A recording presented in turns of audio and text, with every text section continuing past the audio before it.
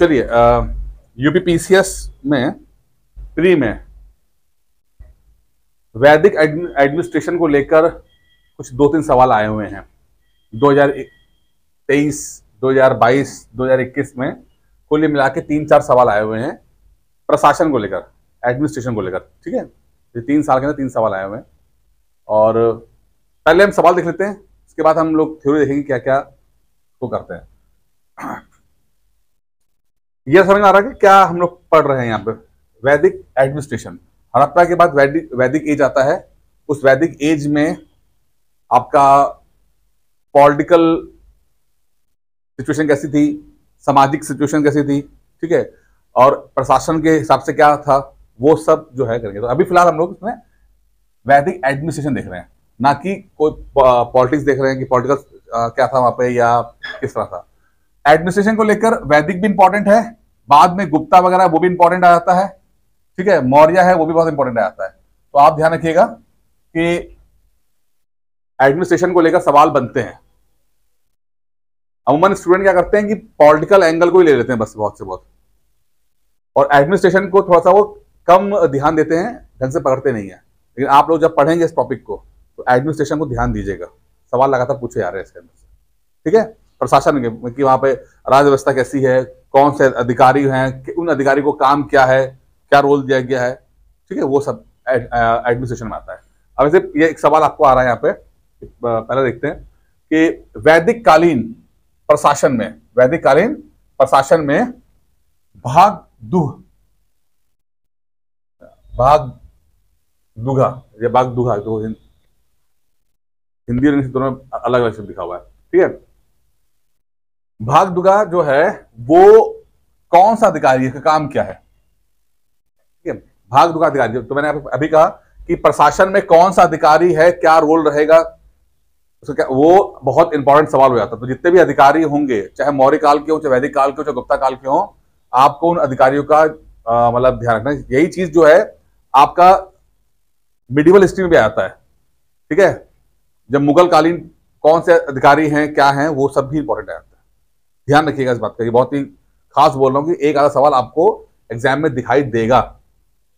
4 option है: समाचार पहुंचाने वाला दूत, जंगलों में प्रधान अधिकारी, जुआ विभाग का प्रधान अधिकारी, या राजस्व कर जमा करने वाला, यानी रेवेन्यू जो इंस्पेक्टर होते हैं वो। उसका तो जो भाग दो है, नाम से थोड़ा भी दिमाग लगाओगे तो भाग मतलब पाठ, ठीक है। तो यहां से समझ सकते हो कि हाँ कोई ऐसी चीज जो कि एक हिस्सा दिया जा रहा है, अंश दिया जा रहा है, तो ऐसी चीज में जो है वो राजस्व कर जमा करने वाला अधिकारी बन जाता है, ठीक है। भाग मतलब एक हिस्सा जो है आपको जो है, मान लो कि आपने जो खेती की, वो खेती से एक छोटा सा हिस्सा जो है, वो छोटा सा भाग जो है वो राजा को दे दिया आपने। तो यहां से आप थोड़ा सा जोड़ सकते हो चीजों को, ठीक है। वैसे तो याद करना है, हर बार ये चीज एप्लीकेबल नहीं होगी, कभी कभी ऐसे वर्ड आ जाएंगे जो बिल्कुल अलग ही होंगे, लेकिन यहां फिलहाल यहाँ के लिए जो भाग 2 है जो है वो राजस्व कर जमा करने वाला हो गया, ठीक है। यहां तक क्लियर हो गया, आगे बढ़े। अगला देखते हैं कि अधिकारी और उनके कार्य, कौन 4 अधिकारी हैं और इनके अलग अलग कार्य। तो यहां पर देखो आप कितने अलग अलग प्रकार के अधिकारी हैं। पोस्ट देखिए: तलार, पटकोल, सहसाधिपति, बलाधिपी, ठीक है ना, ये सब अधिकारी को नाम है। और ये टफ है, ये आसान नहीं है चीजें, आपको ढंग से पढ़ना पड़ेगा। और सिर्फ घटना चक्र के अंदर नहीं आएंगे, घटना चक्र में बाद में आएंगे। ये पेपर में आ गया तब घटना चक्र में आएंगे। तो घटना चक्र एक कदम पीछे चलती है, मैं पीछे कहता हूँ ना, ठीक है। लोग जो बहुत ही ज्यादा होते हैं ना, फुल घटना चक्र से तो सब कुछ आता है, तो घटना चक्र हमेशा पीछे चलती है। इस तरह के सवाल थोड़ा ध्यान देना पड़ेगा। तो कुछ नाम सुना किसी का, किसी चीज का सुना कि चुंगी का सुरक्षक, चोरी डकैती के मुकदमे का अधिकारी, रात्रि सुरक्षा कर्मियों के अधिकारी, ग्रामीण कर वसूली करने वाला अधिकारी, ठीक है। ये अलग अलग नाम के हैं। लिखना भी है, लेकिन तो अभी पढ़ो पहले। क्या नाम सुना कभी इनके, नाम सुने? ये सब आपने नाम सुने? कभी नहीं सुने आपने? सी वाला क्या? सी क्या? इसका नाम सुना है? सहसाधिपति। चलिए अच्छी बात है, ठीक है। तो इसके अंदर आपका जो है इसमें जो ऑप्शंस में है, जो तलार होता है अमूमन जो है वो विलेज टैक्स कलेक्टर के रूप में आता है। जैसे आज के हमारे बारे में जो डीएम डिप्टी होता है ना, डिस्ट्रिक्ट, इधर डीएम को क्या बोलते हैं, कलेक्टर बोलते हैं। कलेक्टर भी तो ना कलेक्शन करने वाला, ठीक है। तो वो डिस्ट्रिक्ट का कलेक्शन करता है। तलार जो है वो ग्रामीण कर वसूली करने वाला अधिकारी माना जाता है। पीसीएस में कई बार ऐसा होता है कि आप जो अगर एक भी राइट कर दो ना तो पूरा ऑप्शन राइट हो जाता है। तो ए का 4 जो है अगर यहां देख लिया तो ये आ जाता है। थर्ड कौन सा है आपका, बी का 3 है। पटकोल का 3 है आपका, रात्रि सुरक्षा कर्मियों का अधिकारी, यानी कि जो रात को जो गार्ड वगैरह होंगे, ठीक है, ऑफिसर ऑफ नाइट, ठीक है। फिर आपका आ गया सी का 1, शहर सदपति, चुंगी का संरक्षक। चुंगी, चुंगी पता क्या होती है, गार्ड ऑफ ऑक्टरी। चुंगी क्या होती है, जैसे मान लो ये सड़क है, ठीक है, यहां पर एक चुंगी लगा दी गई है। अब आपको अगर सड़क क्रॉस करनी है तो आपको टैक्स पे करना पड़ेगा आपको, ठीक है। तो सुरक्षा का उससे भी होता है और टैक्स वगैरह। हाँ तो चुंगी तो उसको हिंदी हिंदी तो चुंगी बोलते हैं, और क्या बोलते हैं, ठीक है। बालाधीप, बालाधीप जो है वो क्या है आपका, चोर डकैती को मुकदमे का अधिकारी है। तो चोरी डकैती हो गई है तो उसका जो है ऑफिसर ऑफ केसेस ऑफ, पुराया भी नहीं यहाँ पे, चलिए ठीक है, चोरी डकैती का मुकदमे का अधिकारी, ठीक है। अब ये देख के घबराहट तो हो रही होगी आपको कि आपने नाम सुने नहीं है और सवाल इस तरह से आए हुए हैं। तो आपको थोड़ा सा ध्यान रखना है कि अधिकारी और उनके कार्य कौन कौन से, एक लिस्ट तैयार कर लेना है आपको, उस लिस्ट के हिसाब से आपको पढ़ाई करनी है, ठीक है। एक सवाल और देख लेते हैं, यहां पर देखिए, प्राचीन भारत में प्रायुक्त इकाई, ये आप कर सकते हो, यूनिट जो हुई है, ठीक है, और कौन सी यूनिट जो है कहां पे हो रही है, ठीक है। तो जैसे मुहूर्त हो गया, रतिका हो गया, अंगुल हो गया, पद हो गया। इधर है भार का माप, समय का माप, काव्य का छंद, लंबाई का माप। ये हो सकता है, इतना मुश्किल नहीं है सवाल ये। अगर थोड़ा सा भी गहराई में जाओगे आप, अभी आपके सवाल करा दूंगा मैं। आपने कभी भी मुहूर्त सुना, मुहूर्त, इस मुहूर्त में ये शुभ मुहूर्त है, तो मुहूर्त क्या होगा, समय का माप होगा ना। समय है कि भाई ये समय जो है 1 घंटा का अच्छा टाइम चल रहा है, ठीक है, तो मुहूर्त जो होगा वो समय का माप होगा कि भाई 6 बजे से लेकर 7 बजे तक अच्छा मुहूर्त है, समय है, ठीक है, समझ में आ गया, ठीक है। फिर दूसरा देखिए कि आपने देखो कि जो गाने लिखे आते हैं, जो जो जो गाने लिखे आते हैं या काव्य लिखे आता है, ठीक है, वो पद में होता है, ठीक है। तो पद में जो होगा वो काव्य लिखा जाएगा, ठीक है। अंगुल कभी नापा है, जैसे ऐसे अंगुल करना है, यहां से यहां तक नापना हो। कभी बचपन में कंचे खेलते हो, जैसा नापते थे हम लोग, खेलो कभी खेले क्या, अंगुल एक अंगुल कितना है, ठीक है ना। तो वहां से आपको दिखाई देगा जो है ये एक तरह का जो लंबाई का माप हो सकता है ये, ठीक है। कितने उंगल का लोग ऐसे ऐसे नापते हैं, ऐसे करके नाप लेते हैं, है ना, होता है। रत्तिका, कभी अंगूठी पहनी हो, 5 रत्ती की अंगूठी पहनो, 6-4 रत्ती की अंगूठी पहनो, तो ये आपका भार का माप हो जाएगा। तो A2 B का 1, A2 B का 1 C का 4, तो ये A आंसर हो जाएगा। हो रहा है क्लियर, ठीक है। तो थोड़ा सा आपको ये क्वेश्चन दिखाते हैं कि आपको अपनी प्रिपरेशन किस तरह करनी है। जरूरी नहीं रिपीट हो जाएगा, बट आपको अपनी प्रिपरेशन को इस डायरेक्शन में लेके जाना है कि हाँ आप जो कंटेंट पढ़ रहे हो वो कंटेंट उस डायरेक्शन में पढ़ता हुआ दिखना चाहिए। ये ना हो कि पिछले 3 साल में क्वेश्चंस कुछ और पूछे जा रहे हैं और आप कुछ और पढ़ रहे हो। इन क्वेश्चन को देने का एकमात्र मकसद यही है कि आपके डायरेक्शन पता लग सके कि हाँ भाई मुझे इस क्वालिटी के सवाल देखने हैं। अब इस क्वालिटी के सवाल आते हैं, पिछले 3 साल के अंदर आप देखो किस क्वालिटी के सवाल आए हुए हैं। थोड़ा सा वो एडमिनिस्ट्रेशन, थोड़ा सा वो चीजों को अलग तरीके से ले रहा है वो। अब बहुत बेसिक सवाल नहीं आ रहे हैं, आ सकते हैं, ऐसी बात है कि नहीं आएंगे, आ सकते हैं, बट हमें इन पर भी ध्यान देना है, ठीक है। 3 सवाल थे हम लोगों ने कर लिए। अच्छा, अब थोड़ा सा पढ़ते हैं, वैदिक संस्कृति का पढ़ लेते हैं, जिन्होंने अभी तक पढ़ा नहीं है कि वैदिक क्या होता है। देखिए हड़प्पा मोहनजोदड़ो आपका जो लगभग जो है, वैसे तो बहुत ज्यादा इस पर कंट्रोवर्सी है कि हड़प्पा की जो सभ्यता थी वो कब है, लेकिन अगर मोटा मोटा भी देखा जाए और एक आइडिया ले ली जाए तो 3000 BC से लेकर, ठीक है, शुरू होती है और लगभग 1500-1700 BC तक ये खत्म करती है।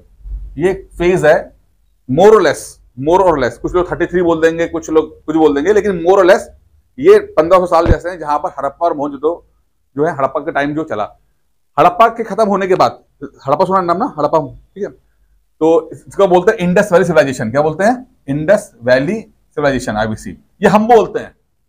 अब हमें ये नहीं पता कि क्या इसका सचमुच यही नाम था। इंडस यानी सिंधु नदी के किनारे मिले थे, इसके लिए उसका नाम हमने इंडस सिंधु घाटी सभ्यता रख दिया।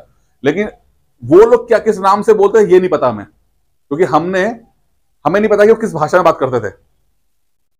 सिंधु घाटी की जो मोहरें मिली हैं, ठीक है, जो भी चीजें मिली हैं, हम उसको पढ़ नहीं पाए हैं।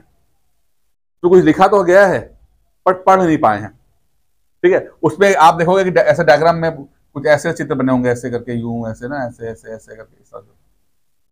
तो सील मिली है बट हम पढ़ नहीं पाए। अब यहां पे तीन चीजें आती हैं। जब कुछ लिखा ना गया हो तो उसे क्या बोलेंगे? वो जो फेज जहां पर अभी पढ़ाई लिखाई स्टार्ट नहीं हुई है, उसका मतलब है प्री हिस्ट्री। ऐसा टाइम जहां पर लिखते रहो भैया, शक्ल ना देखो, आप बोलना लिख लो, ठीक है।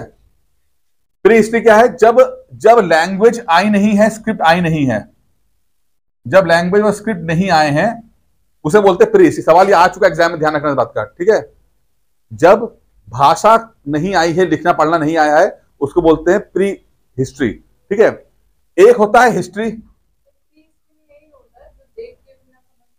ना प्री हिस्ट्री मतलब कुछ अभी कुछ नहीं लिखा गया, बता रहा हूं मैं। हिस्ट्री मतलब क्या? इतिहास, यानी लिटरेचर। आप भाषा आ गई है, आप उसे पढ़ पा रहे हो, लिख पा रहे हो, कोई दिक्कत नहीं है, हिस्ट्री, ठीक है।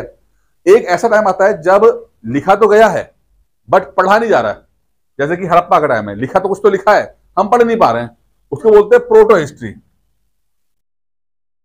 प्रोटो हिस्ट्री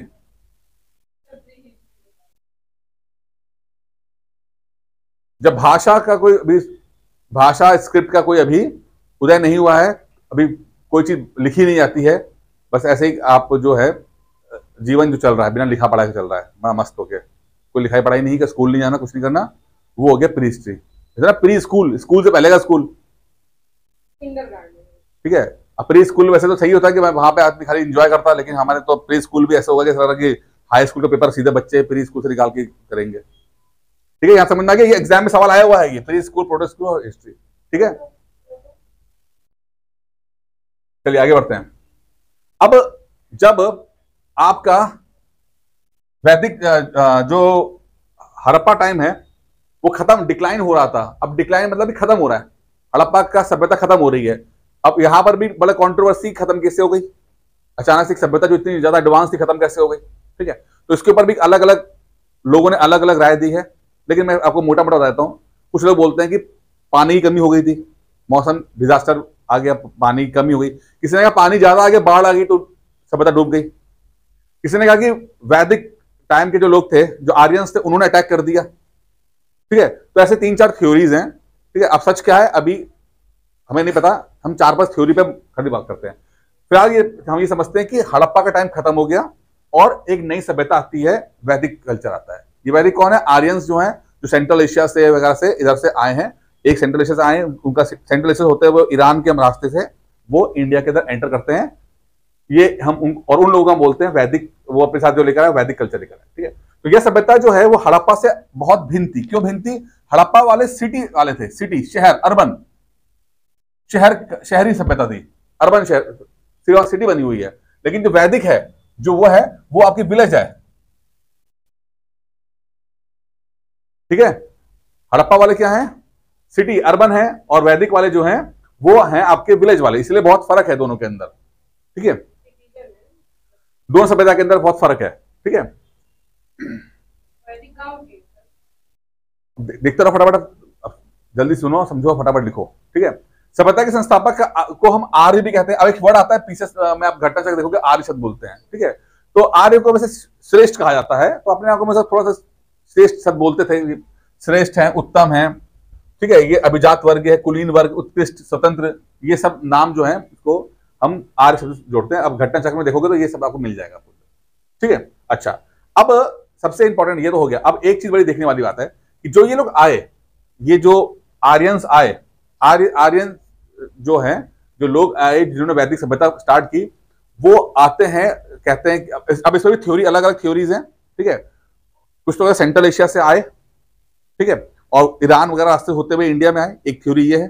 लेकिन आजकल जो है एक अलग परसेप्शन चल रहा है। वो लोग कह रहे हैं कि नहीं, ये आर्यन हमेशा से यहीं थे, ऐसा कुछ नहीं था, बाहर से नहीं आए, मैगजीन थ्योरी नहीं मानते वो लोग। ठीक है, अब सच क्या है झूठ क्या है ये तो रिसर्च करके बताएगी, तो भविष्य पता लगेगा क्या सच है क्या झूठ है। ठीक है, लेकिन फिलहाल जो हमें हमारी जो किताबों में दिया गया हम वो पढ़ेंगे, क्योंकि जो यही अभी तक हमें हमारे लिए सच यही है। हो सकता है 10 साल के बाद ये सच ना रहे, चेंज हो जाए, लेकिन जब तक नहीं चेंज हो रहा है हमें इसी को बात माननी चलेगी। ठीक है, तो अच्छा, अब वो ईरान से आए तो सबसे पहले कहां बसे होंगे? सबसे पहले जो लोग आए वो सप्त सिंधु इलाका जो है वहां पे आके इन्होंने अपना निवास स्थान बनाया। सप्त सिंधु वहां पे आए, सप्त सिंधु। ठीक है, अब सप्त सिंधु जो है ये क्या चीज है? सप्त सिंधु जो है जहां पर आके आर्यंस लोगों ने सबसे अपना प्रारंभिक निवास स्थान बनाते हैं, वो असल में वो इलाका है जहां पर ये 5-7 रिवर्स जो हैं वो देखने को मिल जाती है। जैसे कि आज का जो है पाकिस्तान का इलाका जो देखा आपने, पाकिस्तान का जो इलाका है वही आपका सप्त सिंधु इलाका है। सिंधु नदी के आसपास जो इलाका है यह है आपका सप्त सिंधु इलाका।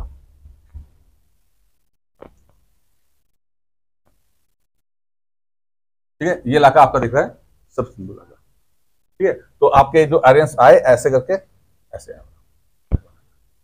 ठीक है, इस इलाके में ये सप्त सिंधु। यहां पर देखो कि आप यहाँ पे आपको सारी रिवर्स दिखाई दे रही है, इंडस और इंडस की जितनी भी सहायक नदियां हैं सब दिखाई दे रही है आपको, यहाँ पे दिख रही हैं सब नदियां। ठीक है, इसलिए इसको सप्त सिंधु इलाका बोला जाता है।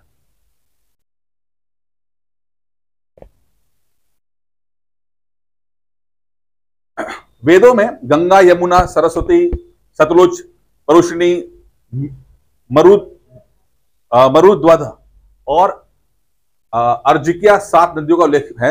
वैसे और भी रिवर्स है, लगभग 40-42 रिवर्स का उल्लेख बोला है कि वेदों में कि 40-42 रिवर्स हैं, बट कहा तो गई 40-42 हैं, आई थिंक 44 बोला गया, 44 बोला गया है, लेकिन 21 या 22 रिवर के बारे में ही बताया गया है ऋग्वेद के अंदर।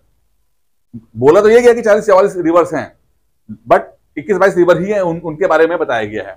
ठीक है,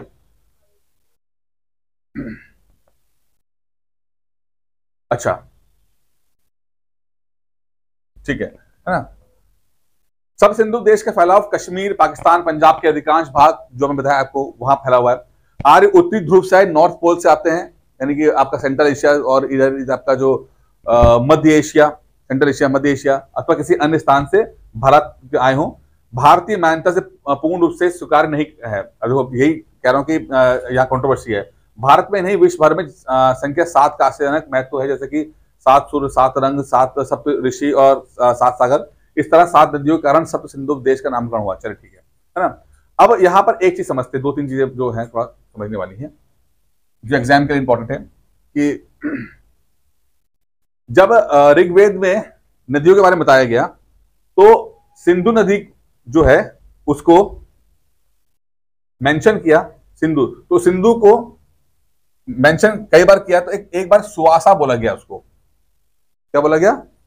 सुवासा। सुवासा मतलब ऊनी वस्त्रों का व्यापार के लिए जो नदी यूज हो उसको बोलते हैं सुवासा। तो आपसे ही हो सकता है ये मैच द फॉलोइंग में सवाल पूछ ले कि सुवासा क्या चीज है, कौन सी नदी है सुवासा? तो सुवासा कौन सी है? सिंधु नदी है। और वहां पर क्या हो रहा है? वहां पर ऊनी वस्त्रों के जो है व्यापार हो रहा है, इसलिए सुवासा कहा जा रहा है इसको। ठीक है, ये छोटे छोटे फैक्ट्स हैं जो आपको थोड़ा ध्यान देने वाले हैं। सुवासा नदी जो है वो सिंधु नदी है। ठीक, जो ऋग्वेद के हिसाब से नदियों की जानकारी थी, वहां पे उनको यह भी पता था कि नदियां जो हैं वो अरब सागर में जाकर मिलती हैं, ये पता था।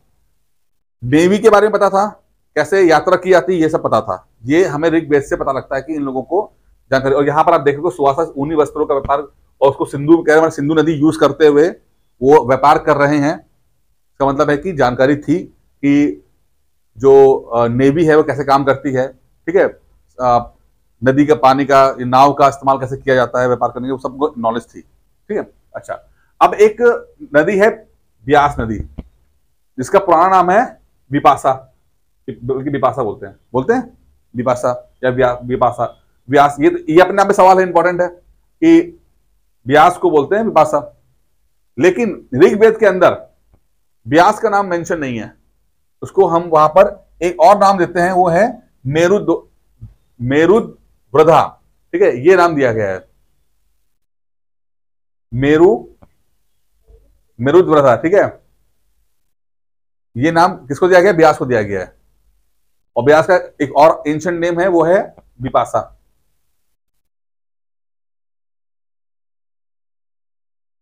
ठीक है,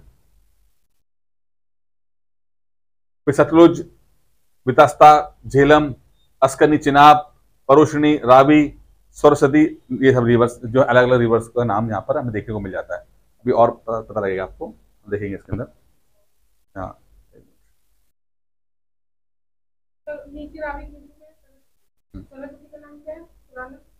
यही नाम है। अच्छा, अब एक चीज समझिएगा,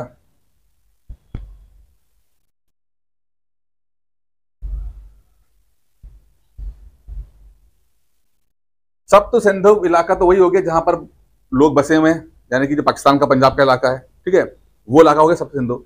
एक इलाका और माना जाता है, वो है ब्रह्मव्रत, ठीक है।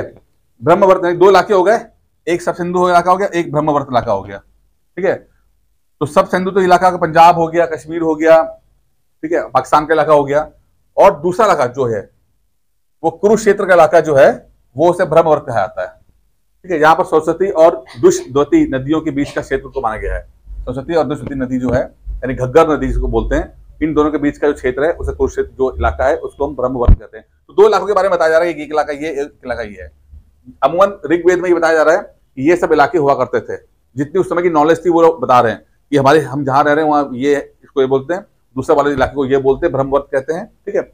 ऐसा माना जाता है कि विंध्याचल पर्वत और सतपुड़ा पर्वत जो होते हैं, उनके बारे में जानकारी नहीं थी इनको। तो साउथ का इतना नहीं पता था, क्योंकि विंध्याचल और सतपुड़ा का मेंशन नहीं किया गया है, ठीक है। तो साउथ की थोड़ी कम नॉलेज थी, जितना भी नॉलेज थी वो पूरी यहां पर, उनको यहां तक की नॉलेज रहा है, ठीक है।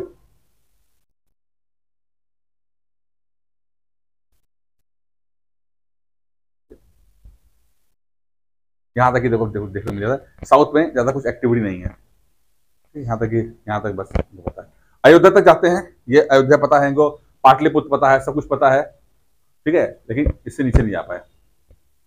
इसलिए आप देखो महाजनपद भी आते हैं तो साउथ का ही एक महाजनपद, बाकी सब जितने भी जनपद सब ऊपर ही ऊपर है, नॉर्थ इंडिया में महाजनपद है, ठीक है।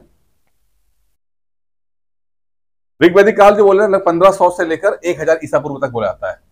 ऋग्वैदिक काल मतलब वो टाइम जहां जब ऋग्वेद लिखा गया, ऋग्वेद लिखा गया उसे बोलते हैं ऋग्वैदिक काल, जो कि लगभग 1500 से लेकर 1000 ईसा पूर्व तक रखा गया है। इस टाइम को ऋग्वैदिक काल बोले जाते हैं, ठीक है। यहाँ का जीवन जो है बहुत सिंपल है, एग्रीकल्चर वाला सिंपल है, एग्रीकल्चर का लाइफ स्टाइल है। जो पशु हैं उनको उनको चराया जाता है। कृषि जो है वो थोड़ा सा पीछे हो गया है, गौण धंधा हो गया है, यानी कि अब जो है मुख्यतः पशु जो एनिमल हस्बेंड्री पे ज्यादा काम किया जा रहा है, पशुचारण पे ज्यादा किया जा रहा है। कृषि थोड़ा सा बैकफुट आ गया है, या क्या वो दोनों के दोनों साथ कर रहे हैं इस तरह से, ठीक है। अच्छा, आर्य लोग जो हैं वो स्थायी निवासी नहीं होते थे, इसलिए अपने पीछे कोई ठोस भौतिक अवशेष नहीं छोड़ते गए।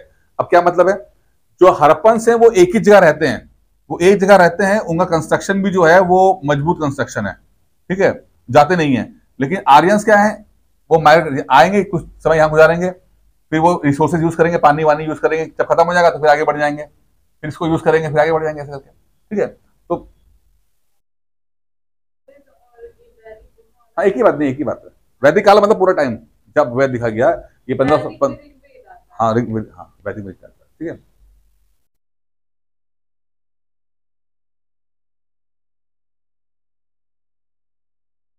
अब एग्जाम के पॉइंट ऑफ व्यू से, अब वेद जो लिखे गए, अब वेद से संबंधित कुछ हम पढ़ लेते हैं कि भाई 4 वेद होते हैं, ये तो पता ही है ना, 4 वेद होते हैं, ठीक है। ऋग्वेद, सामवेद, यजुर्वेद, अथर्ववेद, ठीक है, ये 4 वेद हैं। एग्जाम में सवाल पूछा जाता है कि भाई ये वेदों, ये पहला सवाल तो यही पूछेगा कि वेद कब लिखे गए, तो पहला वेद जो लिखा गया 1500 बीसी के आसपास लिखा गया, ऋग्वेद लिखा गया, बाद में सब धीरे धीरे बाद में आए, ठीक है। अच्छा, अब वो जो टाइम है, वैदिक टाइम है, वहां पर इन वेदों को पढ़ने वाले, ठीक है, अलग अलग लोग हैं और उनको अलग अलग नाम से पुकारा जाता है। ऐसा नहीं कि जैसे आज के जमाने में ना कि भाई न्यूरोलॉजी का डॉक्टर अलग है, हड्डियों का डॉक्टर अलग है, ठीक है, गैस्ट्रो का डॉक्टर अलग है। तो यहाँ वहां पर भी देखिए कि कुछ लोग ऐसे हैं जो सिर्फ और सिर्फ ऋग्वेद में एक्सपर्ट हैं, वो ऋग्वेद को पढ़ते हैं, ठीक है। तो ऐसे पुरोहित जो सिर्फ ऋग्वेद पढ़ते हैं वो तो होताया बोला जाता है, ठीक है। वो ऋग्वेद के जो मंत्रों को है उस पर एक्सपर्ट होते हैं, ऋग्वेद मंत्रों द्वारा देवताओं का आह्वान करते हैं, होताया। तो ये मैं एग्जाम में आ चुका है, ध्यान रखना कि भाई ऋग्वेद और उसका जो पुरोहित होगा उसको कहेंगे होताया कहेंगे, ठीक है। पुरोहित मतलब जो कि उन मंत्र ऋग्वेद के मंत्रों का जो है पूजा पाठ करे, वो होताया हो गया, ठीक है। सामवेद का उद्गात्या, उद्गात्या मैं तो में सवाल आ जाते हैं, लिख तीन ही तो हैं यार, लिख लो उद्गात्या, ठीक है। यजुर्वेद का अर्धव्यू, अर्धव्यू, ठीक है। ये आप ये इंपॉर्टेंट है इसलिए बोल रहा हूं, इसको मैं तो फॉलोइंग में तीनों लिख दिया, ये सब पूछे गए। हाँ, तो कर्म कांड की जो विधियां हैं वो यजुर्वेद में आती हैं, कर्म कांड में आती है, जितनी शादी ब्याह का सब कुछ है वो यजुर्वेद, ठीक है, ठीक है।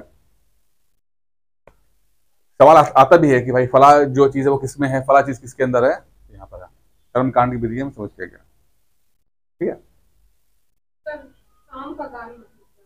सामवेद का गाना गाना, सामवेद में जो मंत्र दिए उनका गायन, जितने भी वेद हैं उनके अगर मंत्र देखोगे तो वो गाने की शैली के अंदर है, ठीक है, गायन शैली के अंदर होते हैं। हम लोग मंत्र ऐसे पढ़ते हैं कि पता नहीं क्या टॉर्चर की तरह पढ़ाई कर रहे हैं, लेकिन अगर आप सचमुच देखोगे तो मंत्र को ठीक से उच्चारण करते हुए सही लय के साथ आप गाओगे, वो गाना ही पड़ेगा आपको, तब जाके उस मंत्र फलित होगा, अन्यथा वो खाली दिखाई देगा कि बस आपने पढ़ लिया आपने, मतलब आप करोगे तो ढंग से गाना है। जैसे कि गायत्री मंत्र पढ़ रहे हो तो प्रॉपर गायत्री मंत्र का एक फ्रिक्वेंसी में आपको गाना पड़ता है, तब जाके वो गायत्री मंत्र जो है फल वो होता है। नहीं तो हम लोग जाने भू भू रटली ऐसे करके, वो थोड़ी ना मंत्र वो गाना है, ठीक है।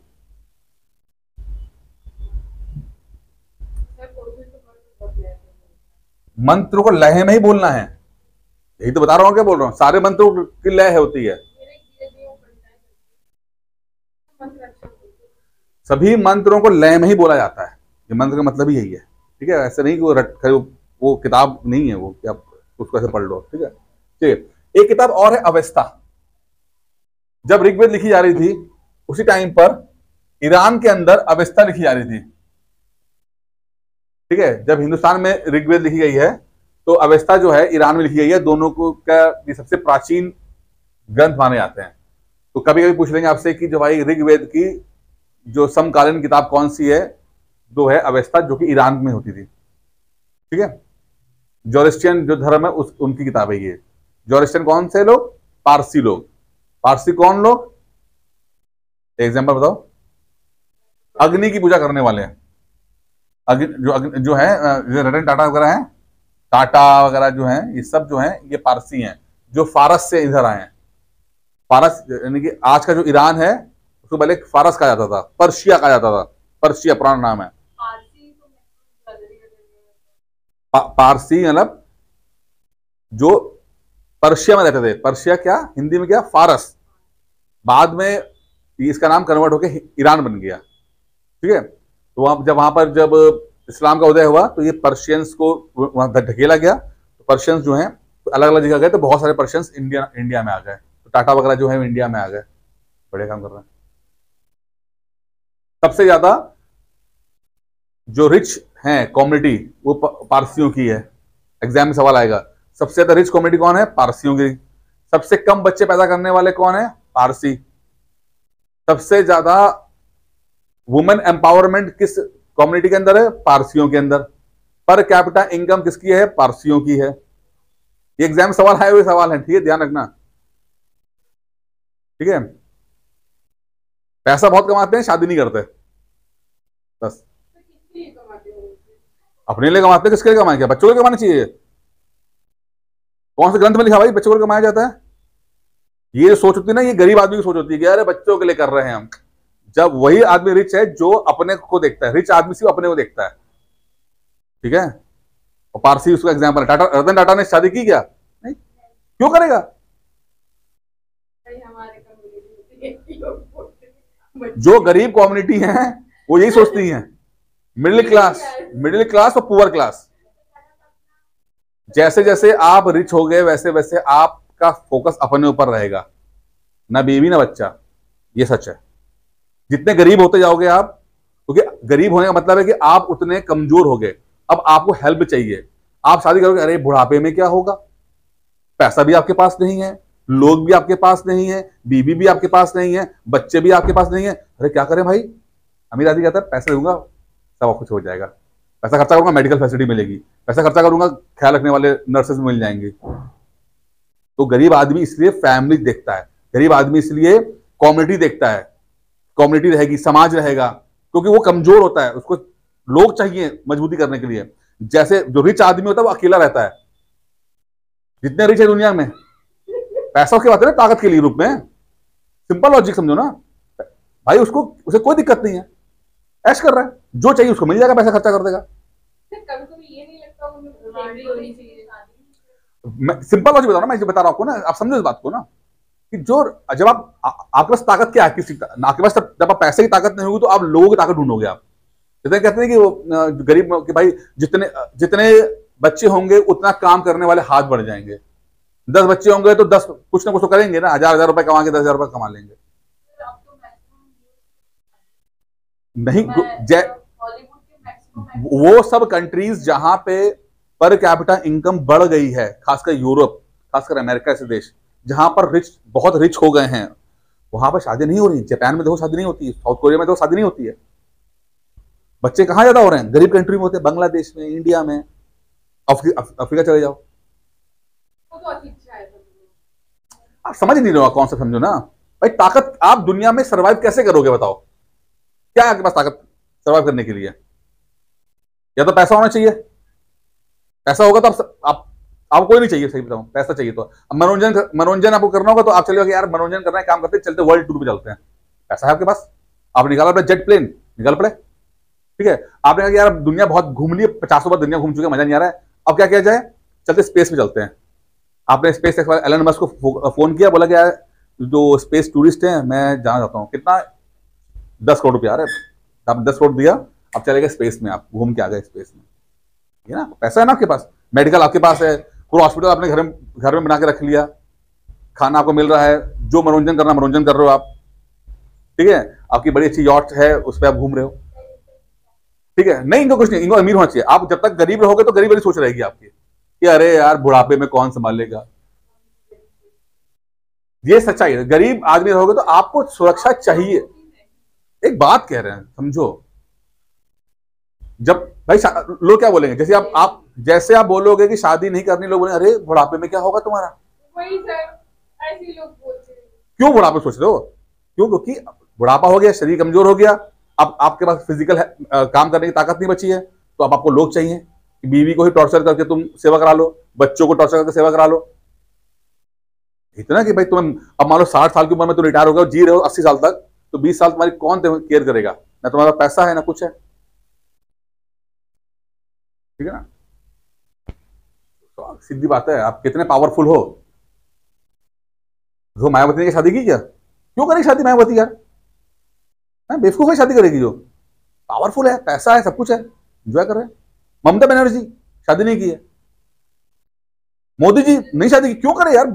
शादी नहीं कर रहे ना, ना शादी वो मतलब अरे शादी नहीं है वो, मतलब वो गृहस्थ में नहीं है ना, वो गृहस्थ में नहीं है। ठीक है, गृहस्थ में नहीं है। ठीक है, तो आप समझो इस बात को, समझ रहे हो ना बात क्या बोल रहा हूं? गलत कुछ नहीं है। आप जितने मजबूत होते जाओगे उतने होती चीजें फिर आपका जो एटीट्यूड लाइफ को लेकर अलग होता जाएगा। चलिए अब भौगोलिक विस्तार देखते हैं। अच्छा, ये सवाल जो मैंने डाला है ये एग्जाम में आता है, क्योंकि कई बार पर कैपिटा इनकम के बारे में आता है कि भाई। ठीक है, भौगोलिक विस्तार,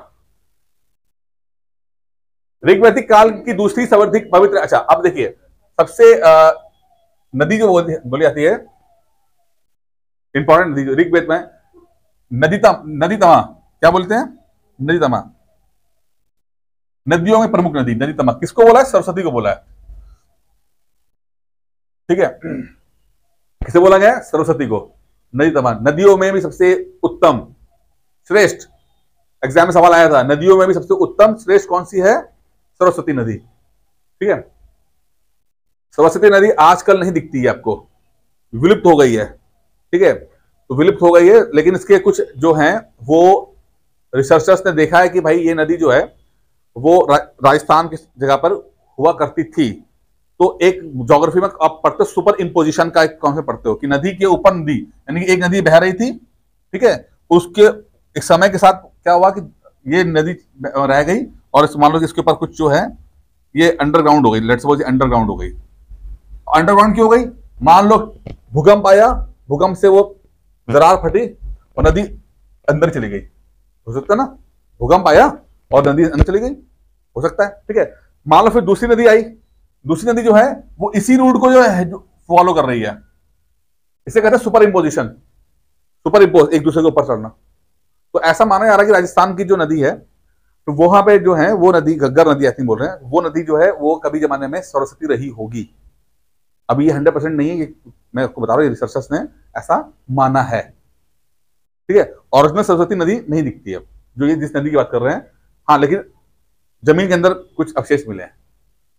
ठीक है, ऋग्वेदिक काल की सर्वाधिक महत्वपूर्ण नदी सिंधु का वर्णन कई बार आया है। इसके अतिरिक्त गंगा का ऋग्वेद में 1 बार वर्णन है, यमुना का 2 बार वर्णन है, 3 बार वर्णन है। ठीक है, तो ऋग्वेद में नदियों की संख्या लगभग 25 बताई गई है। आई थिंक 25 नहीं बताई, कुछ किताबें 25 बोला, लेकिन कुछ किताबों में 44 के आसपास बोला गया है। ठीक है, तो बताया इसमें ये लिखा है कि 44 नदियां हैं, लेकिन 20-22 नदियों के बारे में ही जो है नाम दिया गया, बताया गया है। ये तो बोला कि हाँ भाई इतनी नदियां हैं, मेंशन 22 के बारे में। ठीक है, अब कुछ पर्वत के बारे में बोला गया, कुछ पर्वत भी हैं। तो एक ना हिमालय और उसकी चोटी जो है उसे मूजवंत नाम का वर्णन किया, हिमालय। ठीक है, तो ये पता चलो मूजवंत जो है हिमालय को बोला गया, उन्होंने नाम दिया, हिमालय दिया मूजवंत। ठीक है, यहां तो समझ में आ रहा है ये आपको, ये क्वेश्चन आपको समझ में आएगा।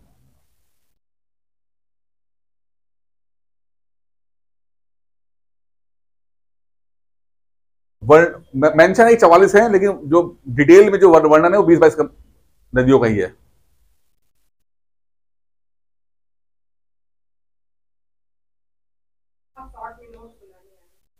ठीक है ना, चल। अब यहां देखिए, ये एग्जाम में बहुत इंपॉर्टेंट आएगा कि नदियां और उनके पुराने नाम। ठीक है, ये एग्जाम में पूछा जाता है, आपको थोड़ा सा याद करना है।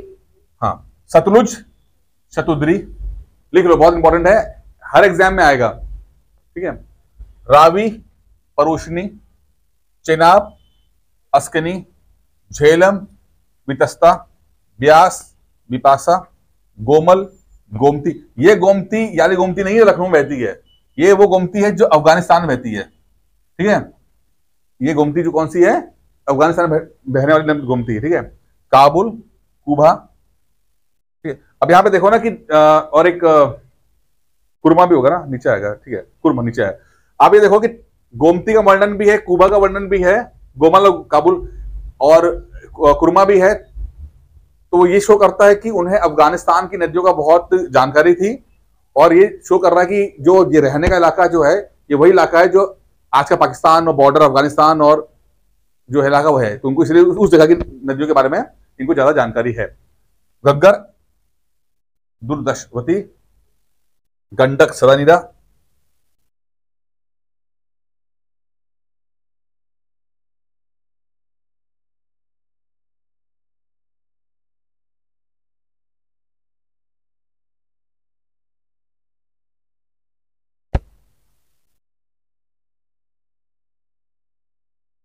काबुल नदी के किनारे ही काबुल शहर बसा है, काबुल नदी के किनारे ही काबुल शहर बसा हुआ है ना।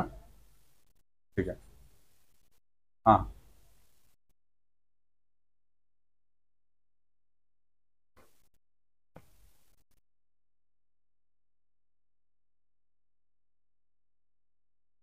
स्वात, वास्तु, सिंध का सिंधु, तो 4 नदियां जो हैं अफगानिस्तान की हैं।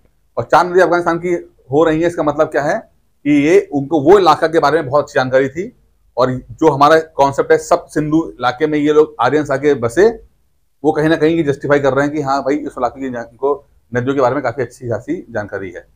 यहाँ पे कृष्णा कावेरी नहीं दिखाई दे रहा है, इसका मतलब है कि कभी साउथ गया ही नहीं। 4 नदियां कौन? पूर्णम, सिंधु, स्वान। 5 नदियां बनी, ठीक है।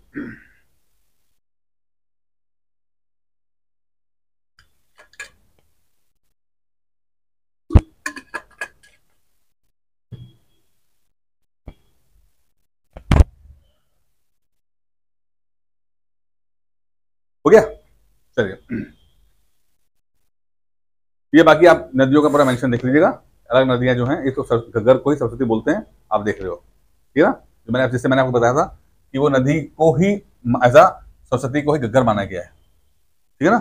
सुपर इम्पोजिशन वाला कॉन्सेप्ट जो बताया था मैंने आपको, दिख रहा है ना, आपको समझ में आ रहा है।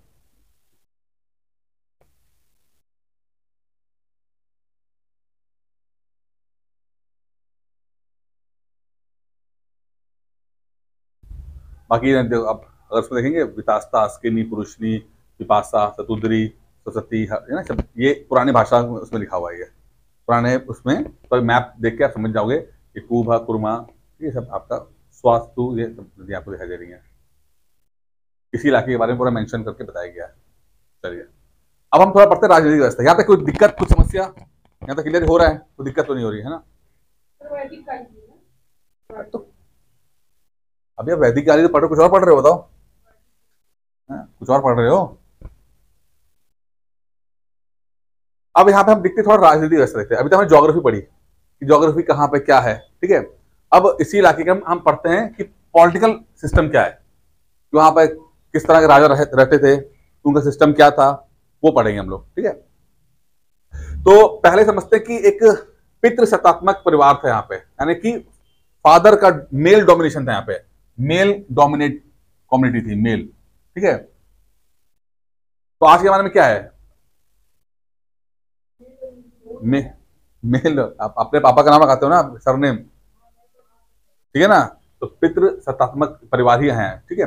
और कबीलाई समाज की बुनियाद है, ठीक है। अच्छा, अब इसमें ना 5 कबीले मेन कबीले माने जाते हैं। 5 कबीले जो हैं, मुख्य कबीले जो हैं वो है, वैसे और भी हैं लेकिन 5 मुख्य माने जाते हैं, जिन्हें पंचजन्य कहा गया है। क्या क्या है नाम इनका, ये बहुत इंपॉर्टेंट है।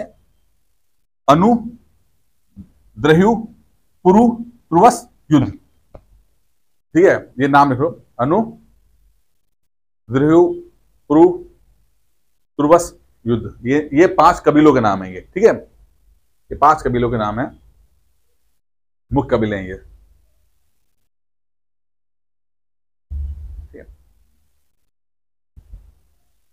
मैंने बहुत छोटा करके आपको दे रहा हूं यहाँ पे, जिससे कि आपको फटाफट टू द पॉइंट चीजें याद हो जाए आपको, ठीक है, जो एग्जाम के लिए इंपॉर्टेंट है, टीचर्स के लिए, बस वही शॉर्ट करके मैं दिया आपको यहाँ पे।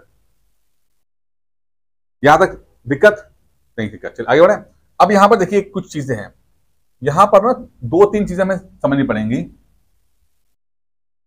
जब हम पॉलिटिकल व्यवस्था की बात करते हैं, राजनीतिक व्यवस्था की बात, तो 3 चीजों का ये आता है, ये इकाइयां, ग्राम, विश्व और जन। जैसे क्या होता है, ग्राम मीन्स गांव, सबसे छोटी इकाई कौन सी है, जैसे मान लो कि एक परिवार है, तो सबसे सबसे छोटी स्मॉलेस्ट यूनिट कौन सी है, सोसाइटी की सबसे स्मॉलेस्ट यूनिट कौन सी है, कौन सी है बताओ, परिवार, सबसे छोटा परिवार है, ठीक है, होता है छोटा। जैसे कि इंसान के अंदर सबसे छोटा क्या होता है, सेल, ठीक है, और खूब सारे सेल मिलकर क्या बनाते हैं, टिश्यू, है ना। कौन सा टिश्यू बनाए क्या बनाते हैं, ऑर्गन, ठीक है, यही होता है ना। कुछ चाहिए, सबसे छोटा क्या होगा, परिवार होगा, ठीक है। और खूब सारे परिवार मिलकर क्या बनाएंगे, ग्राम, ग्राम हो जाएगा, ठीक है, ग्राम हो जाएंगे।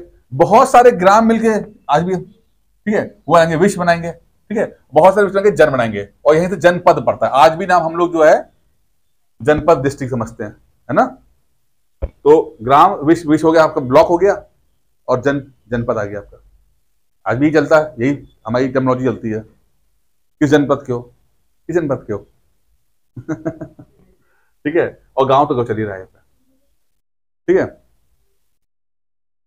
क्लियर यहां तक समझ में आ रही है? ठीक है, ये सबसे छोटा ग्राम संभवतः कई परिवारों के समूह कहते हैं, और गांव का जो बॉस होता है, प्रधान, उसे क्या बोलते हैं? ग्रामीणी। ग्रामीणी, ये लिखो इंपॉर्टेंट है। ठीक है, इधर आज हम लोग प्रधान बोलते हैं, आज हम प्रधान बोलते हैं, लेकिन ग्रामीणी कहते हैं उसे।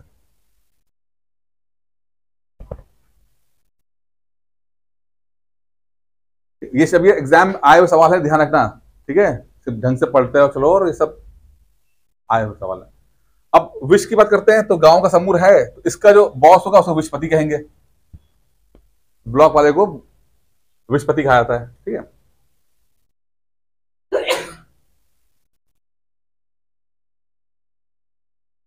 शॉर्ट फॉर्म लिखते हैं ना। ठीक है, लंबा लंबा मत लिखो, फटाफट छोटा करके जहां में गोले बनाए हुए हैं और उसको ही बस लिखते चलो, बाकी तो आपके पास ये पीडीएफ रहेगी ना, क्या दिक्कत है? और जो जन का होगा यानी डिस्ट्रिक्ट का जो होगा, उसके बॉस को बोलेंगे जनपति या राजा। क्या कहा जाएगा? जनपति या राजा। अब यहां पर राजा का जो कॉन्सेप्ट है ना, बिल्कुल वैसा समझना जैसा कंसेप्ट आप जो है। ठीक है, अभी राजा के बारे में पढ़ेंगे कि राजा क्या चीज होती है। देश या राज्य को हम राष्ट्र भी कहते हैं, ये शब्द आ गया, राष्ट्र आ गया। ठीक है, चलिए राजा को हाँ लिखो, पढ़ो फटाफट ना, जनपति राजा। ठीक है, जन शब्द कई बार ऋग्वेद में आया है, लेकिन जनपद शब्द एक बार भी नहीं आया है। ठीक है, ऋग्वेद में जन शब्द तो आया है 275 बार, बार बार जन जन बोल रहे थे, लेकिन जनपद जो है वो मेंशन नहीं किया गया है। ठीक है, अच्छा अब यहां पे ये लाइन पढ़ो, देखो बड़ी इंटरेस्टिंग लाइन है। ऋग्वैदिक काल में राजा का पद जो है अनुवांशिक हो गया था, ये क्या मतलब है? ये बहुत इसको पास इस तरह समझते पहले थोड़ा सा ध्यान रखिएगा। देखिए शुरुआत कैसे हुई, जब हड़प्पा टाइम खत्म हुआ, इंडस वैली सिविलाइजेशन खत्म हुई, ठीक है, आर्यंस आए, तो अब आर्यंस जब आए तो गांव में रह रहे हैं। ठीक है, अच्छा तब तक क्या था कि आपका लोहे का आविष्कार नहीं हुआ है, 1500 बीसी के आसपास तक लोहे का आविष्कार नहीं हो पाया है। लोहे का एग्जाम के लिए इंपॉर्टेंट दिखना, लोहे का आविष्कार कब हुआ है? लगभग 1100 बीसी के आसपास, 1100 बीसी के आसपास लोहे का आविष्कार हुआ है। ऋग्वेद, ये एग्जाम में ध्यान आता है, लोहे का आविष्कार लगभग 1100 बीसी के आसपास हुआ। ये बहुत ही इंपॉर्टेंट घटना है, लोहे का आविष्कार। ठीक है, हड़प्पा वालों को नहीं पता था कि लोहा क्या होता है, वो लोग कॉपर यूज करते थे, और कॉपर के बर्तन तो बनते, लेकिन कॉपर की दिक्कत क्या है, कॉपर के हथियार बड़े मुलायम होते हैं। कॉपर, अगर कॉपर का तलवार बनाओगे तो उससे इतना नुकसान नहीं होगा। ठीक है, कॉपर का आपने हल बनाया तो बहुत गहराई में नहीं जा पाएगा। हल बना कैसे? लकड़ी से बन रहा है, बहुत गहराई में नहीं जा पा रहा है। ठीक है, जब बहुत गहराई में नहीं जा रहा है तो जो बीज वो डाल रहे हैं, वो बीज बहुत अंदर तक नहीं जा रहे हैं, बीज ऊपर ही ऊपर आ रहे हैं, तो बहुत सारे बीज बेकार भी हो जाते थे, उड़ गए, इधर उधर हो गए। ठीक है, तो खेती बहुत लिमिटेड होती थी, एग्रीकल्चर जो है बहुत लिमिटेड है, लैंड बहुत हार्ड है, बहुत अंदर जा नहीं रहा बीज, दूसरा नया लैंड मिल नहीं रहा, क्योंकि जंगल है, जंगल को साफ कैसे किया जाए, एक तरीका इनके पास ये होता है कि आग लगा दी जाती थी, वो था, लेकिन वो भी बहुत ज्यादा कारगर नहीं था, क्योंकि लकड़ी काटने के लिए कोई उनके पास हथियार नहीं है। ठीक है, तो उस समय पर जब 1500 से लेकर 1000 समय तक, जब तक लोहा नहीं खोजा गया, इस 500 साल के अंदर चीजें बहुत छोटी हैं, सब लोग अपने गांव तक ही सीमित हैं। ठीक है, एक सभा, समिति और विदित, 3 तरह की ऑर्गेनाइजेशंस हैं। एक गांव के अंदर 3 संस्थाएं होती हैं, सभा, समिति और विदित। ये तीनों क्या करती हैं? गांव का एडमिनिस्ट्रेशन देखती हैं कि भाई गांव का एडमिनिस्ट्रेशन में क्या क्या होगा। ठीक है, तो जितना भी एडमिनिस्ट्रेशन होगा कि भाई किसको राजा बनाना है, प्रशासन कैसे चलेगा, किसकी जिम्मेदारी क्या होगी, ठीक है, वो सब जो है ये इनके माध्यम से होता है, सभा, समिति और विदित के माध्यम से। ठीक है, अभी पढ़ेंगे इसको हम लोग। अब इन्हीं में से क्या होता है कि एक व्यक्ति को चुना जाता है समय समय पर, जैसे कि हम लोग चुनते हैं ना कि हमारा एमएलए कौन होगा, हमारा एमपी कौन होगा, तो यहां पर भी क्या होता है, चुनते थे, उसको बोलते थे राजा, कि भाई ये राजा चुन लिया गया हमने। पूरे पूरे गांव बैठा और गांव ने बैठ के एक व्यक्ति को चुन लिया राजा। अब राजा का काम क्या है? राजा का सिर्फ एक ही काम है, वो है लड़ाई के समय पर लीडरशिप देनी, कैप्टन बना देना। दूसरे वाले ने अटैक किया, उस समय पर वो व्यक्ति जो होगा वो कैप्टन होगा और बाकी लोग उसके अंडर में होंगे। अब ये कैप्टन परमानेंट नहीं होता है, अगर कैप्टनसी अच्छी नहीं कर रहा है तो ये समितियां क्या करती थी, ये सभा समिति ये चेंज कर देती थी, कर सकती, ठीक है। तो कैप्टन वो टेम्परेरी रूप में बनते थे, ठीक है। अब इसके बिहाफ में जो लीडर बनता था वो राजा, ठीक है, वो राजा युद्ध के लीडरशिप देगा, इसके बदले में राजा को थोड़ा बहुत खाना को मिल जाता। क्या मिलता था? बलि मिलती थी। बलि मतलब अन्न की बलि, भाग, ठीक है।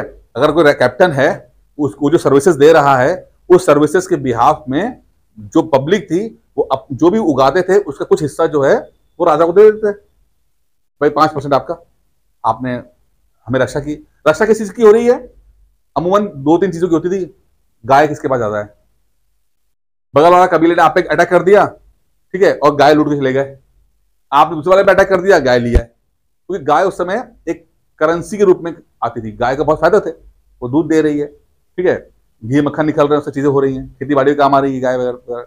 यही मेन चीज हुआ, क्योंकि उस समय कोई कॉइन नहीं है, करेंसी नहीं है उस समय जो लूटा जाए। धन दौलत यही सब जो है वो गाय ही है।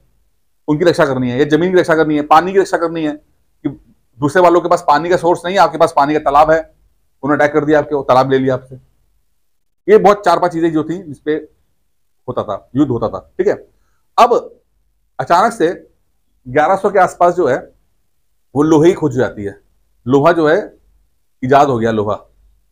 अब लोहा की जैसे इजाद हुआ, लोहे ने बहुत क्रांतिकारी जो है परिवर्तन कर दिया। क्या परिवर्तन किया? अब लोहे से बन गया कुल्हाड़ी। कुल्हाड़ी से क्या किया? पेड़ काट दिए, पेड़ काटना शुरू हो गया। पेड़ कटते ही ज्यादा से ज्यादा जमीन जो है वो अब एग्रीकल्चर के लिए काम आना शुरू हो गई, ठीक है। लोहे से क्या बना? हल। हल ने क्या किया? गहराई तक जा पाया जमीन के अंदर, और वहां पर बीज अंदर तक जा सका। अब इन ज्यादा जमीन आ गई, ज्यादा गहराई में बीज गया, तो प्रोडक्शन बहुत ज्यादा हो गया, हुआ, ठीक है। अब ज्यादा प्रोडक्शन हो गया, खाने का आइटम ज्यादा हो गया, तो अब राजा के पास एक्स्ट्रा पैसा, एक्स्ट्रा वो चीजें आ गई हैं, एक्स्ट्रा हो गया। अभी तक क्या था? एक्स्ट्रा नहीं था। अब जितना उतना था कि भाई 4 रोटी ही हो पाएंगी, इसमें से हम 1 रोटी आपको दे देंगे कि आप सुरक्षा कर रहे हो, 3 रोटी में हम खाना पीना खा लेंगे अपना। ये बहुत हैंड टू माउथ वाला सिस्टम था उस समय। लेकिन लोहे ने क्या किया? लोहे ने बहुत ज्यादा देना शुरू कर दिया। अब एक्स्ट्रा आया तो एक्स्ट्रा से 2-3 चीजें हुई। पहला काम हुआ कि व्यापार बढ़ गया। अब जब आपके पास एक्स्ट्रा आएगा तो आप व्यापार भी कर पाओगे, उसको बेच पाओगे, ठीक है। तो व्यापार की शुरुआत यहां से होती है बेहतर तरीके से, ठीक है। दूसरा, अब एक्स्ट्रा आ गया तो परमानेंट आर्मी रखने का कॉन्सेप्ट आ गया कि ठीक है यार, अब एक काम करेंगे, हम कुछ लोग रख लेते हैं जो जिनका काम ही होगा सुरक्षा करना। अब वो खेती नहीं करेंगे, वो सैनिक होंगे, वो सैनिक की प्रैक्टिस करेंगे और उनका काम है सुरक्षा करना, तो परमानेंट रहेंगे। और उसके बिहाफ में हमारे पास जो एक्स्ट्रा हमने उगाया हुआ है वो दे देंगे इनको, ठीक है। परमानेंट आर्मी आ गई। अब परमानेंट आर्मी होने से क्या हुआ? राजा का पद स्ट्रांग हो गया।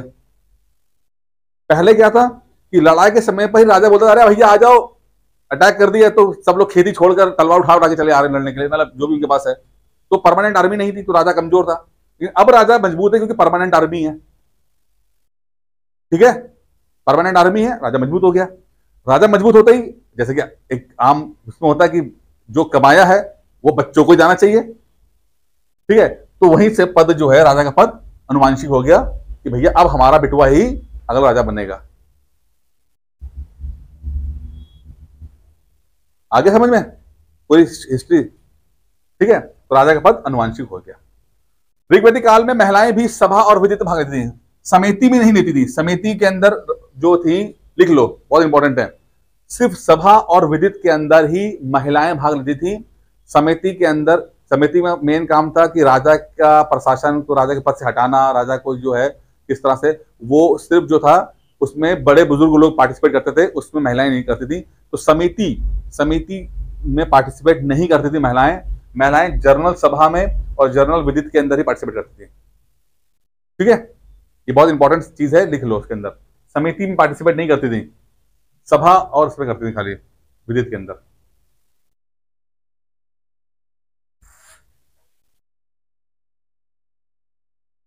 ऋग्वैदिक काल में राजा भूमि का स्वामी नहीं था, युद्ध का स्वामी था। राजा को ना लैंड उसकी नहीं होती थी, वो युद्ध करता था। ठीक है, ऋग्वेद में इंद्र को ही पुरंदर कहा गया है। ऋग्वैदिक काल में इंद्र जो हैं वो मजबूत बड़े देवता हैं, ठीक है, मतलब इंपॉर्टेंट देवता माने गए हैं, तो उनको पुरंदर कहा गया है, इनको इंद्र को कहा गया है। कालांतर में भरत वंश के राजा सुदास, अब ये बहुत इंपॉर्टेंट है, एक बड़ा युद्ध हुआ, द वॉर ऑफ 10 किंग्स अंग्रेजी में बोलते हैं इसको, या 10 राज्य युद्ध। 10 राज्य युद्ध भी जो है माना गया है, 10 राजाओं के साथ लड़ाई। क्या होता, 5 इधर थे 5 उधर थे। भरत वंश में राजा सुदास और अन्य 10 राजाओं के साथ युद्ध हुआ, जिसमें 5 आर्य थे और 5 आर्योत्तर जनों था, यानी कि 5 आर्य राजा थे जो जो ऊपर थे ना, जो हमने पढ़े थे, अनु, तुर्वस, युद्ध, कुरु, पुरु, है ना, 5 जो जातियां थी वो एक तरफ हो गई थी, और 5 अलग जातियां थी जो इधर की थी, इनके बीच में एक युद्ध होता है, ठीक है, जिसको हम बोलते हैं 10 राज्य युद्ध। ठीक है, जो कि रावी नदी किनारे में हुआ था। पुरुषणी मींस रावी नदी के किनारे हुआ था, ये बहुत इंपॉर्टेंट है। पुरुषणी,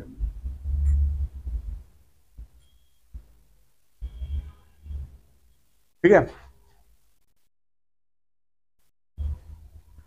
इस युद्ध में सुदास जीत जाते हैं, और पराजित जनों में सबसे प्रमुख थे पुरु।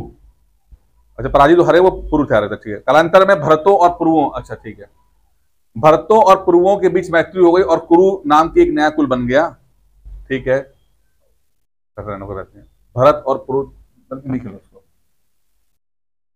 सुदास विजय के बाद पराजित में पुरु प्रमुख थे, बाद में भरत और कुरु एक मिल जाते हैं, प्लस एक हो गए और बन जाते हैं कुरु।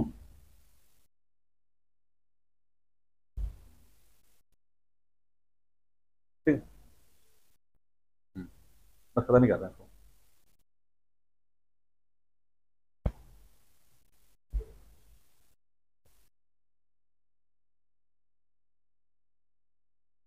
ठीक है, अब यहां पे 2 चीज और देख लो। स्पष्ट जनता, एक ना एक वर्ड है स्पष्ट, एक स्पष्ट जनता की गतिविधियों पर देखने वाला गुप्तचर, जैसे ईडी, आईबी, आज के जमाने की कौन सी, आपका इंटेलिजेंस ब्यूरो हो गया, सीबीआई हो गया ना, ये सब चीजें होती है जो नजर रखती है, तो वैसा ही स्पष्ट है। ये इंपॉर्टेंट है, क्यों? क्योंकि इस तरह की चीजें पूछी आती है आपसे एग्जाम के अंदर, एडमिनिस्ट्रेशन में ही आएगा। भाई ये फला, जैसे हमें अधिकारी था वाला कि फला अधिकारी कौन सा काम करता है, तो ये स्पष्ट क्या कर रहा है, गुप्तचर है, जासूस, स्पाई है। ठीक है, जेम्स बॉन्ड।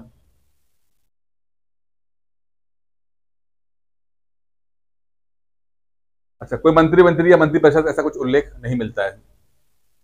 ठीक है, आगे बढ़ते हैं। अब विदित जो है सबसे प्राचीन संस्था है, 3 संस्था है, सभा, समिति और विदित। ठीक है, इसमें सबसे पुरानी कौन सी है, विदित। ठीक है, सबसे प्राचीन।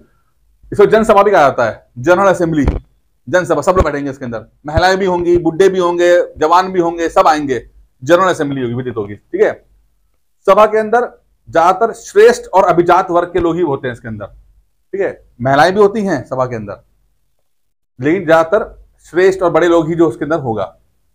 लेकिन जो समिति है वो पूरी पॉलिटिकल है। क्या है, पूरी की पूरी पॉलिटिकल है, वो केंद्र राजनीतिक संस्था है। इसमें राजा जो है उसके बारे में देखा जाएगा कि राजा, किसका राजा चुना जाए, किसको पद से हटाया जाए, क्या किया जाए, उस पर है। और इसलिए यहां पर महिलाएं नहीं है, कि महिलाओं को पॉलिटिकल पावर नहीं है।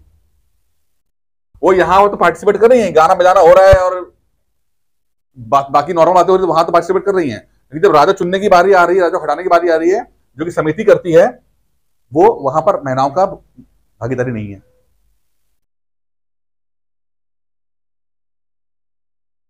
ठीक है, क्लियर? कहां सम्राट है, सम्राट, अरे अभिजात वर्ग, कुलीन वर्ग। ठीक है, समिति के सभापति को ईशान कहते हैं। जैसे कि होता है ना, एक कमेटी होती है, समिति में कमेटी का हेड होगा, कमेटी बनाई हम लोगों ने, 5 लोगों की कमेटी बनी, तो कमेटी का जो हेड होगा, ठीक है, उसको हम चेयरमैन बोलते हैं आज के जमाने में, लेकिन उस समय बोलते ईशान बोलते थे, कमेटी के हेड को ईशान।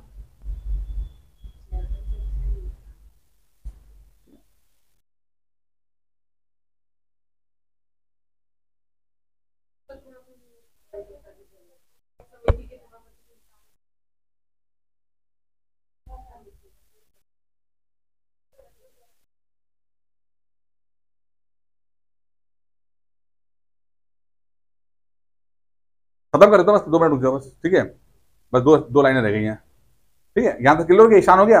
अच्छा, जितने फैसले होते थे पंच निर्णय द्वारा होते थे, यानी कि 5 जो जज बैठते थे ना, वो लोग बैठ के ही निर्णय लेते थे, पंच निर्णय होते, जैसे सरपंच वगैरह नहीं लेते हैं पंच, तो वैसा निर्णय ही लिया जाता था, ठीक है। अच्छा, 2 और आ गए, जैसे स्पष्ट में हमने क्या बोला था कि स्पष्ट एक स्पाई है, ठीक है, आईबी की तरह। यहां पर उग्र और जीव गर्भ वो संभवतः पुलिस का काम करते थे, ठीक है ना, जीव गर्भ और उग्र जो हैं वो क्या है, पुलिस है, लाइक पुलिस, ठीक है। और न्यायाधीशों को क्या बोलते थे, प्रश्न विनाशक, विनाक, प्रश्न विनाक। तो ये कुछ चीजें हैं, लिख लो आप आराम से, ये कुछ चीजें हैं जो आपको एग्जाम में पूछेंगे, और इसी तरह के सवाल, हमने पहला सवाल जो देखा था कुछ इसी तरह का है कि नहीं है, जितने अधिकारी हैं उनके नाम है, तो हमें ठीक से पढ़ना, इन चीजों को एग्जाम में आ सकते हैं ना, ना, न्यायाधीश, जज है ये, ठीक है, प्रश्न विनाक, ठीक है।